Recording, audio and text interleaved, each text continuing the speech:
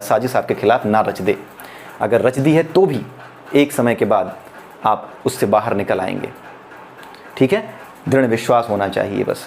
ठीक है, तो यही चीज़ भगवान श्री कृष्ण कह रहे हैं कि मन को मुझ में आसक्त करके योगाभ्यास करते हुए, योगाभ्यास यानी अपने मन को स्थिर करने की विधि। योग का मतलब मैंने आपको बताया, योग का मतलब केवल सांस लेना नहीं है। योग का मतलब है जुड़ना। योग का अर्थ है जुड़ना। स्वास्थ्य लाभ तो हो जाता है, आप सांस की विधियाँ या जो कुछ भी करते हो, प्राणायाम करते हो योगाभ्यास के अंतर्गत, उसमें जो कुछ भी आप करते हो उसका मुख्य उद्देश्य है उस परम सत्ता से जुड़ना, योग होना उसके साथ। ये बाकी स्वास्थ्य लाभ तो आपको अपने आप हो जाता है, क्योंकि जब आप उससे जुड़ते हो तो आपकी जो कॉस्मिक एनर्जी है वो आपके अंदर अधिक से अधिक पहुंचती है। एनवायरनमेंट में ज़्यादा से ज़्यादा ऑक्सीजन आपके अंदर पहुंच रही है, ज़्यादा से ज़्यादा कॉस्मिक एनर्जी आपको मिलती है, इस वजह से आप स्वस्थ हो जाते हो। लेकिन वास्तविक उद्देश्य उसका ईश्वर से जुड़ना है। इसीलिए भगवान कृष्ण ने कहा कि योगाभ्यास करते हुए, उससे जुड़ते हुए, परम सत्ता से जुड़ते हुए। मैंने आपको एक बार और भी बताया है कि योगाभ्यास में हम क्या करते हैं, एक नियम के साथ सांस लेते हैं और छोड़ते हैं। ऐसा नहीं है कि पहली सांस थोड़ी छोटी ली और छोड़ते समय छोटी थी, अगली सांस बड़ी ली और छोड़ी भी बड़ी सी। ठीक है, ऐसे नहीं, हमेशा एक सीक्वेंस होता है और बराबर मात्रा में सांस 4 सेकंड तक अगर ली है तो अगली सांस भी 4 सेकंड ही लोगे। 8 सेकंड तक रोकी है तो अगली सांस भी 8 सेकंड ही रोकोगे। जितनी भी सांसें आप लेते हो और छोड़ते हो उन सबको एक निश्चित मात्रा में ही, एक निश्चित समयांतराल के लिए ही लोगे। और जब भी कोई चीज़ एक निश्चित समयांतराल के पश्चात रिपीट होती है तो उस स्थिति को क्या कहते हैं, उसकी गति को क्या कहते हैं, सरल आवर्त गति या सिंपल हार्मोनिक मोशन कहते हैं। और भगवान श्री कृष्ण, ये एक साइंटिफिक कॉन्सेप्ट है, भगवान श्री कृष्ण इसीलिए योगाभ्यास करने को कह रहे हैं। क्यों? क्योंकि ये आपको मदद करता है इस यूनिवर्स के साथ सिंकअप होने में। जिस तरह से ये यूनिवर्स एक सिंपल हार्मोनिक मोशन कर रहा है, क्योंकि सूरज एक समय पर उगता है, ऋतुएं एक समय पर आती हैं, पृथ्वी एक समय के पश्चात ही अपनी गति को बदल रही होती है। यहाँ पर ऋतुएं एक समय के पश्चात बदल रही होती हैं। सूर्य के चारों ओर चक्कर लगाने का उसका जो समयांतराल है, ऐसा नहीं है कि किसी एक साल में वो 365 दिन ले और अगले साल में वो 200 दिन में ही ख़त्म कर दे, ऐसा नहीं होता।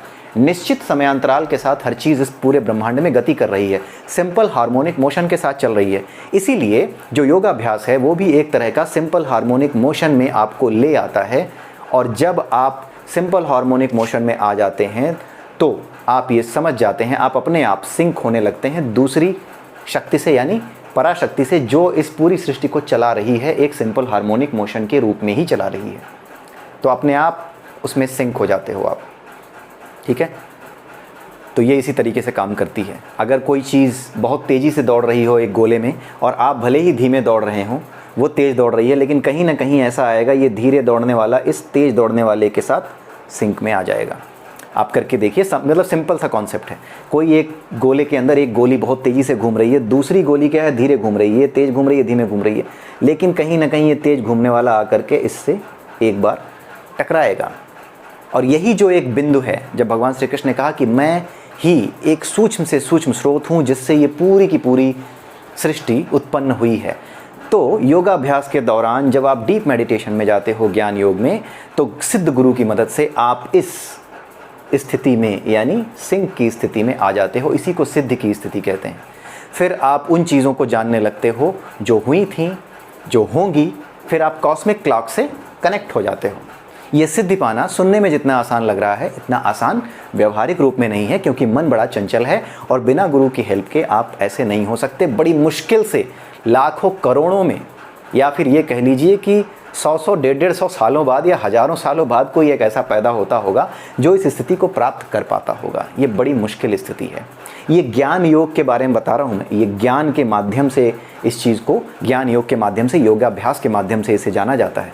इसीलिए ज्ञान योग को भी भगवान श्री कृष्ण ने कहा है कि ये भी बड़ा कठिन है, इससे भी आपको मुझ तक आने में दिक्कत हो सकती है, क्योंकि आप इस संसार में हो। इसीलिए उन्होंने सबसे अच्छी चीज़ किसको बताई, भक्ति को बताई, कि सब कुछ भूल जाओ, जितना ज्ञान है वो सब मुझ में समर्पित कर दो। जब तुम सारा का सारा मुझ में समर्पित कर दोगे, अपने मनों में, कोश में कुछ नहीं रखोगे, तो अपने आप तुम्हें सारा का सारा ज्ञान अपने आप प्रकट हो जाएगा। कुछ पढ़ना नहीं पड़ेगा, कुछ देखना नहीं पड़ेगा। मेरी कृपा से संपूर्ण ज्ञान और संपूर्ण कार्य तुम्हारे सिद्ध होंगे, यानी परमात्मा तक पहुँचने का तुम्हारा मार्ग सीधा, मुझ तक पहुँचने का तुम्हारा मार्ग सीधा खुल जाएगा। यही वो समझाने की कोशिश कर रहे हैं।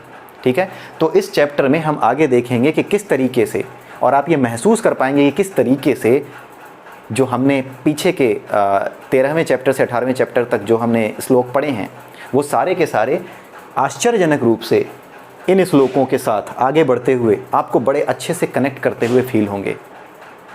क्यों? क्योंकि इस दुनिया में आप रहते हैं, हम इसी दुनिया में रहते हैं, और इस दुनिया में जो नियम है उसी नियम के अनुसार अभी हम चल रहे हैं। अगर मैं पहले चैप्टर से भागवत गीता शुरू करता, यकीन मानिए इतने वीडियोस आपने मेरे नहीं देखे होते। दिक्कत होती, समझाने में मुझे भी दिक्कत होती, समझने में आपको दिक्कत होने लगती।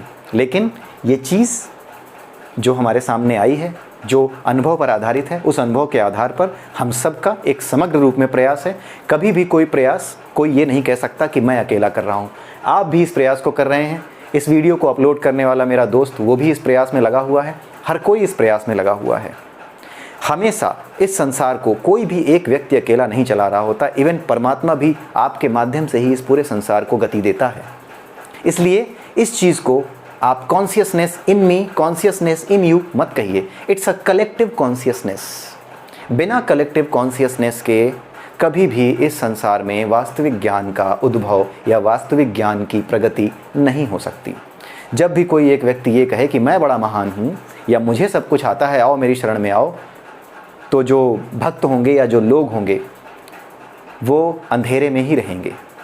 जब कलेक्टिव कॉन्शियसनेस क्रिएट हो जाती है, जब कोई गुरु ऐसा हो जो आपको दीक्षा देकर बस छोड़ दे कि जाओ कुछ भी करो, अब तुमसे कुछ गलत नहीं होगा, इस संदेश को फैलाओ, न मैं भगवान हूँ न तुम भगवान हो, हम सब के ईश्वर, अब सबके भीतर उसी ईश्वर का परम अंश आत्मा के रूप में मौजूद है। तो हम सब कलेक्टिवली कॉन्शियसनेस अपने अंदर जागृत करें। कलेक्टिव कॉन्शियसनेस को हम सब मिल करके एक कॉन्शियस यूनिट बने, और फिर उसके बाद देखिए कि संसार से दुख, दरिद्रता और ये अनीति, अधर्म किस प्रकार से दूर होता है।